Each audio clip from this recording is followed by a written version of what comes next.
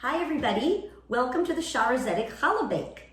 I'm so glad you could join us. Now, this is going to be in several segments. The first part is preparing the yeast. Then we're going to be making the dough. We will wait for the dough to rise, and then we will shape the dough. I also have a special guest, Viviana Wasserman, who's going to show us a special round challah that she makes. So let's start. You can also find these ingredients on the Facebook page if you don't know what you need. It's fairly simple. We're going to start by using some yeast. Now I know it's been difficult for people to find yeast in the stores. You don't need a lot. For a single recipe, I'm going to be using 1 tablespoon of yeast. And I'm also going to be using 1 teaspoon of sugar and a half a cup of warm water. Be very careful that this water is not hot or cold because you'll kill your yeast. Then in a little while, you'll also need a half a cup of oil, another half cup of water, a 1/4 cup of sugar, 2 eggs, 4 cups of flour, 2 teaspoons of salt. I only use 1, but you can always add a little bit to taste. That will be your own preference of how much salt you're going to use. So let's get started. I'm going to start by taking a half a cup of warm water. I'm going to put it into this glass bowl here. I warmed the bowl in advance with a little warm water. You want to keep the warm yeast. I'm going to put in a teaspoon of sugar and swirl it around. The sugar is important in the process because that's what's going to activate the yeast. Now I'm going to put in 1 tablespoon of yeast. It doesn't matter if you use quick rise or regular yeast. Really at this point, it's going to be whatever you can find in the store. It already has that wonderful smell. Now you're going to let this sit for 10 minutes until it starts to foam and bubble a little bit.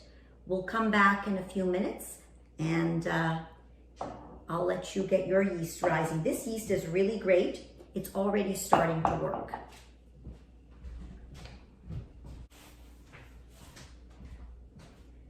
So I've left this yeast for about 10 minutes now, and it's starting to activate.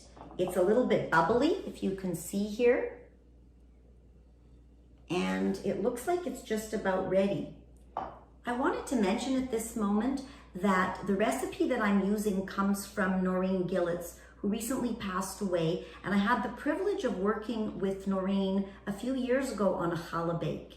And she came and did the demonstration. And so I'm thinking a lot about her on this day. So now that this yeast is ready, I'm going to add another half cup of warm water. Remember, everything that you put into this needs to be warm. Nothing should be in the fridge. And a half cup of oil that I have measured out. This is canola oil.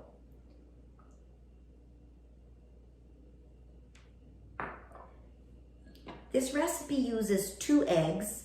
I've broken them separately and checked them because for kosher cuisine, we're not allowed to use an egg if it has a blood spot. So you crack them individually. So I've got 2 here that I've prepared and I'm going to place them in here. And I'm going to just mix up these wet ingredients fairly gently. And now I will add the 1/4 cup of sugar. And I'll be mixing that in. It would be wonderful if you have the opportunity to get somebody to film you while you're baking your challah, even if it's just for a few minutes, or take a couple of pictures, and you can post it on Facebook or YouTube with the hashtag #SZChallahBake. That way we can see what everybody's done. And if you have a problem with this, you can always send it to me by email and we'll post it. I'm looking forward to seeing what everybody has prepared. Okay, then I'm going to add the salt, just your regular table salt. Don't use coarse salt for this. And I'm going to put a little bit more than a teaspoon. Noreen's recipe calls for 2 teaspoons, but I'm trying to take it easy on the salt. And now I just have a nice homogeneous mixture here. Now I have measured out 4 cups of flour, but I'm going to add it in slowly. I don't want to dump the whole thing all in at once. And we'll just incorporate this. I've been watching some of the cooking shows, and there was something on the Mediterranean, and I was inspired, so I wore my Provençal apron today. So it's just got that in my head. So I'm just mixing this. There are a few lumps in it, so I'm just going to take my time. I want everything to be even, but you don't want to beat it either. Just gently adding in your flour. You don't have to sift it. I've been using a local brand from Prairie Flour Mills. It's just nice to support local when you can. And I continue to mix. Traditionally for Shabbat, we make 2 challah. And this is a reminder of the 2 portions of manna that were given to the children of Israel when they walked through the desert after the exodus from Egypt. This is because we're not allowed to bake challah on Shabbat. According to Jewish tradition, it's supposed to be a day of rest. So we were given 2 portions on the Friday that would last us throughout Shabbat.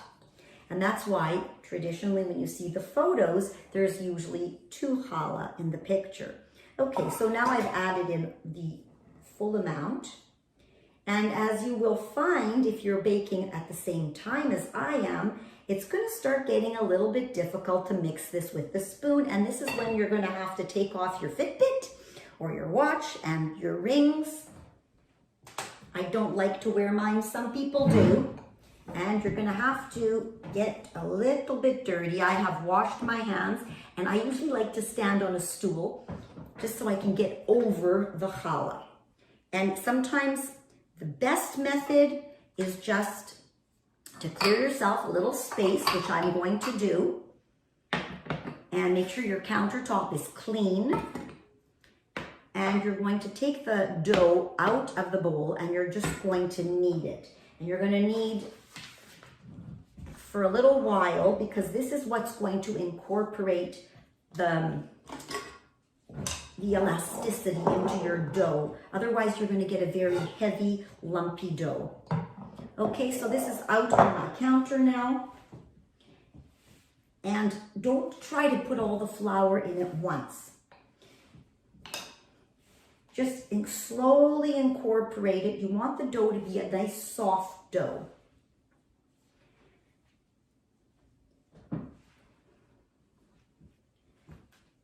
It's also traditional when you're making the challah.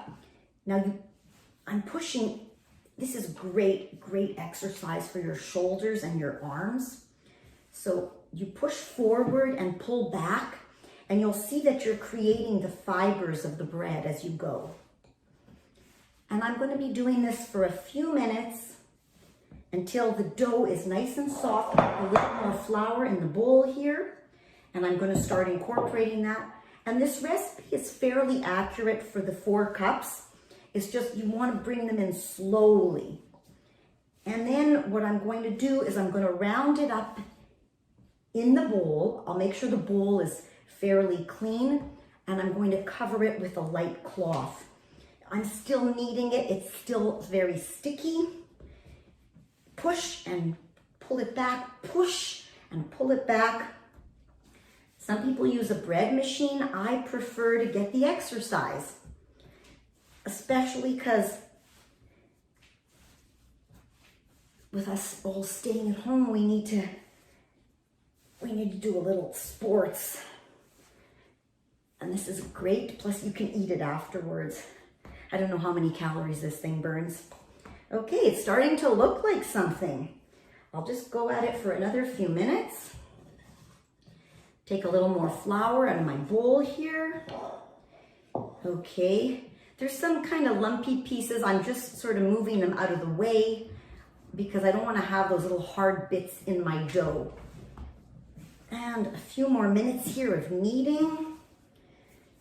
This is a very important part in the process. As I said, you're getting fibers into the bread. And this is what's going to make your bread nice and fluffy. Okay, almost ready. Now, this is going to rise for a minimum of 45 minutes, but you can leave it up to 2 hours. And sometimes if you're in a rush, and I've done this before, I make the dough the night before and I put it in the fridge so that it slows down the rising process. And then I can shape it the next morning before I go to work and bake it. Because it does take a couple of hours. Okay.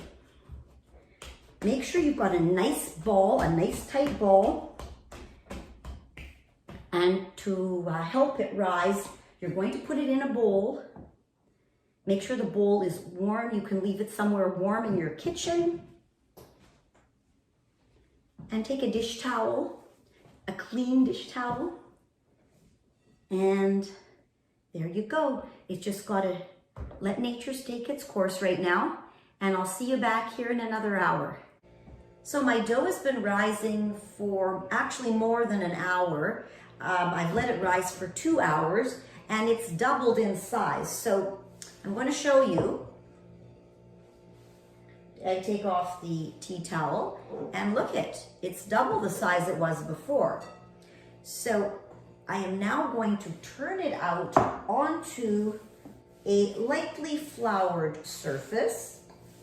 Make sure there's no lumps from when you were making the dough earlier. You don't want any hard bits in there.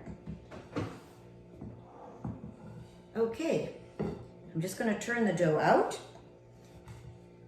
And this dough looks really fabulous. And I'm going to divide it in two. I am going to be making 2 traditional braided challah with three strands. You're also going to see my friend Viviana, who's going to be making a round one. Okay, so here we go. This is the way that I do it. Everybody has a different method. I take one of the pieces, because I've divided it in 2, and I try to flatten it out on my counter like this. And I'm going to cut very gently to make my 3 strands. Some people prefer to roll their strands. You'll see that Viviana has rolled hers when you watch her segment. I am just very gently cutting mine.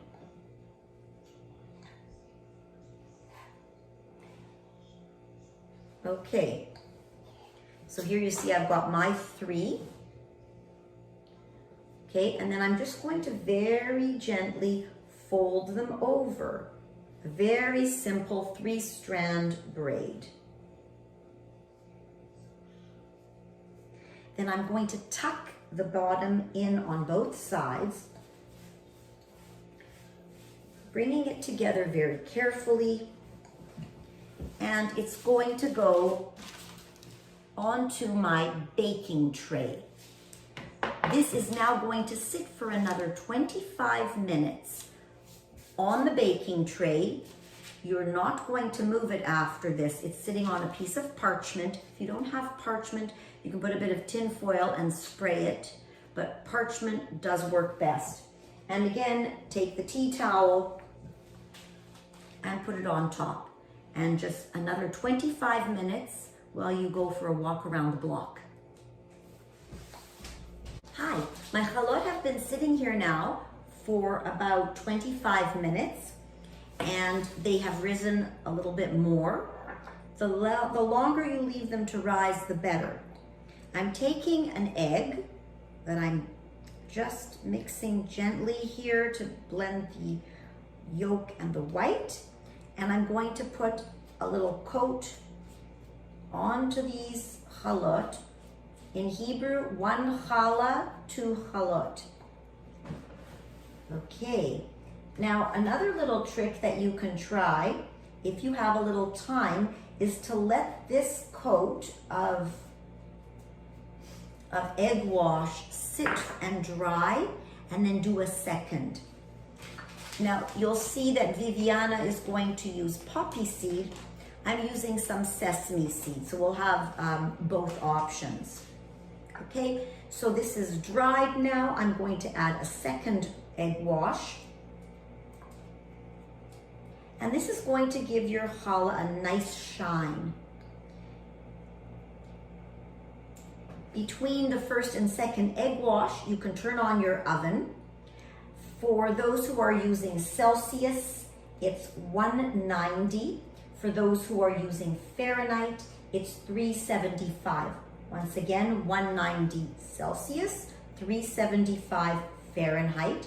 And this is going to stay in the oven for about 25 minutes. Make sure when you take it out, you tap it gently. It should be firm and it sort of has a hollow sound. Don't take it out too early or when it's mushy, and let it cool on the tray. I often will cover it with the towel when it comes out. Okay, a little bit of poppy seed, pardon me, no.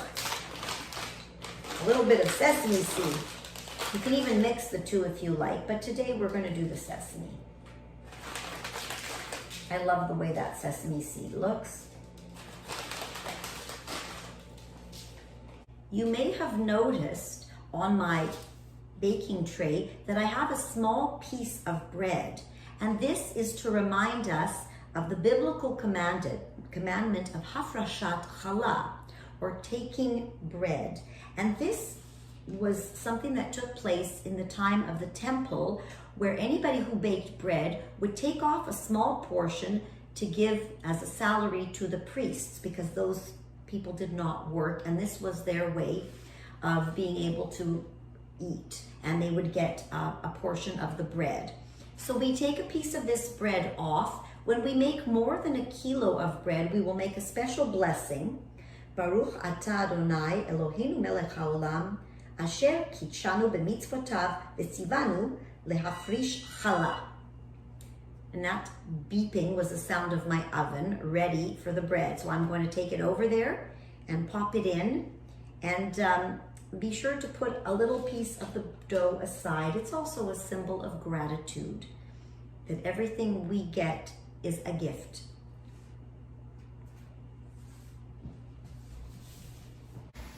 Well, it's time to take these babies out of the oven.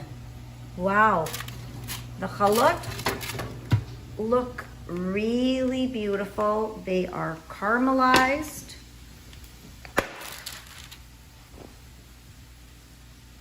So it's been 25 minutes and these chalot are ready to, perfect. Give them a little tap, you have a hollow sound. I'm looking very much forward to seeing what you've baked. Please don't forget to upload your videos or photos to Facebook and to YouTube, and put the hashtag #SZChallahBake so we can see what you've made. I wish you and your families a very beautiful, restful Shabbat. And remember to put these two challah on the table, chalot for two. And you can make the blessing when you eat them. Have a little salt, make the blessing, and you dip them in the salt. The blessing is Baruch atah Adonai Eloheinu melech haolam hamotzi lechem min haaretz. Blessed be thou, our Lord our God, who brings forth bread from the earth. L'chaim, enjoy. Hi everybody, my name is Viviana. So my passion is cooking, it's not what I'm doing for a living. And I need to say thank you, Rena, to give me this chance to show you how I braid my challah. So what I'm going to show you right now, this is ready. You need also a little more flour. I'm going to make my challah round, so this is a good challah to bake for Rosh Hashanah. So if you have a container like this one, will be great. You need some oil spray, brush, 1 egg, and the poppy seeds.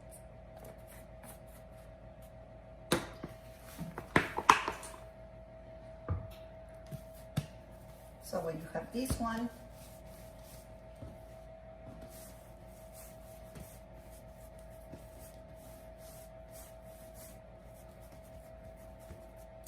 you are cutting this in 3 pieces.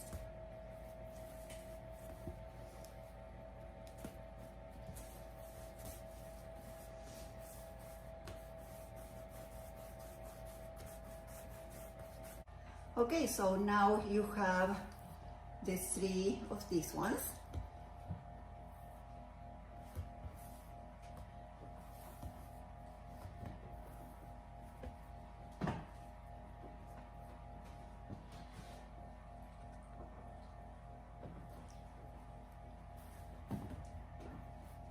Make like a V.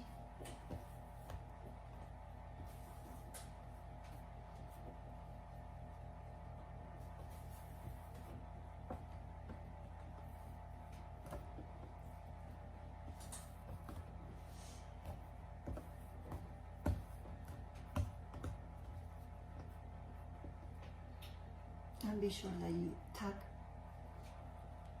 the 2 corners. Now you are taking the container,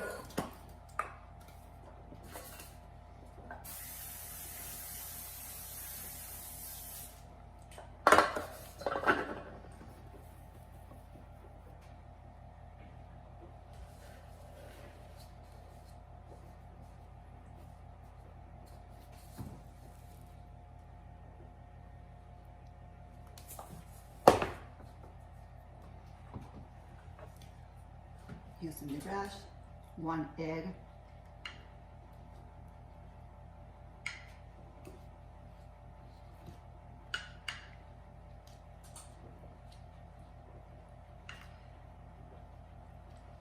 you should turn on the oven in 400 degrees and wait until it's ready. So I suggest to turn on the oven at the beginning, so we'll be ready when we finish this.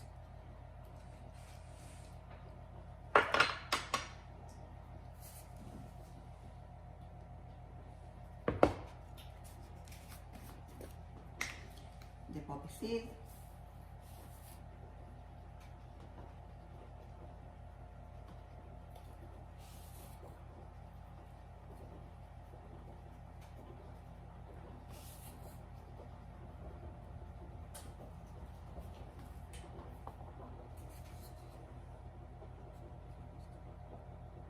And go to the oven. Okay, so how do you know when the challah is ready? So basically you take a pointy knife, just go in, and if you're taking out and it's not sticky the knife, it's because it's ready. So right now I like to show you.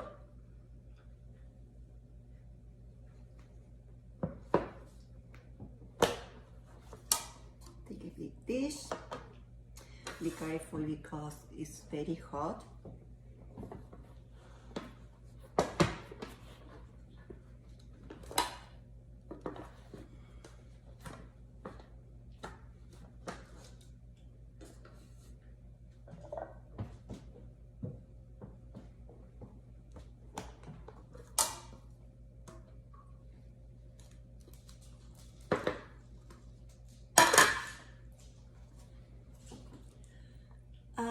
This is the Challah Agula for Rosh Hashanah.